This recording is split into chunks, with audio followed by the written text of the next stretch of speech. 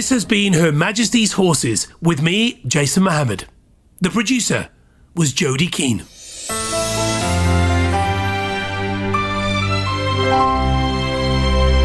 There are more programmes celebrating the life of Her Majesty on BBC Sounds.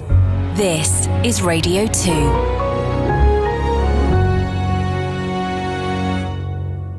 BBC News at 10 o'clock. This is Nikki Cardwell. Thousands of people are queuing into the night to pay their respects to Queen Elizabeth by filing past her coffin as she lies in state at Westminster Hall. The oak casket was taken there from Buckingham Palace earlier this afternoon in a solemn military procession. It was accompanied by King Charles, his 2 sons and 3 siblings.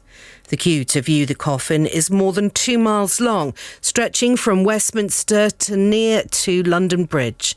Bob Broadhurst is a former commander for public order at the Metropolitan Police. He says the event was an unprecedented challenge for the force. Undoubtedly, this will be the largest security operation this country has ever seen. And ceremony and security are not happy bedfellows. 10,000 officers a day.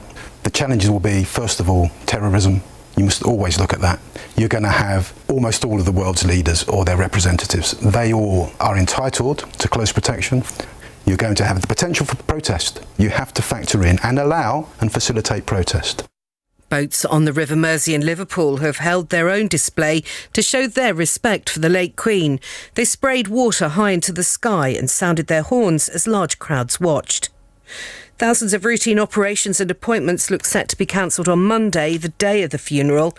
The NHS said affected patients would be contacted by their hospitals. The Ukrainian President Volodymyr Zelensky has paid a visit to Izum, a northeastern city liberated during the recent offensive against Russian forces. He oversaw the raising of the national flag and vowed that it would soon be flying over every town and village in Ukraine. A dam in central Ukraine has been hit in an attack by Russian cruise missiles on the city of Kryvyi Rih. The advisor to Ukraine's Ministry of Defence, Yuri Sak, says the damage is considerable. It is leaking at a pace of about 100 cubic meters per second. And the level of water in the Ingulet River, where that dam is, has actually risen up to 3 meters. But this is a sign of Russia's impotence, because being unable to achieve any military success on the battlefield, they're taking out their anger and their angst on striking civilian infrastructure. The UK's rate of inflation dipped slightly last month, mainly due to a fall in the price of fuel.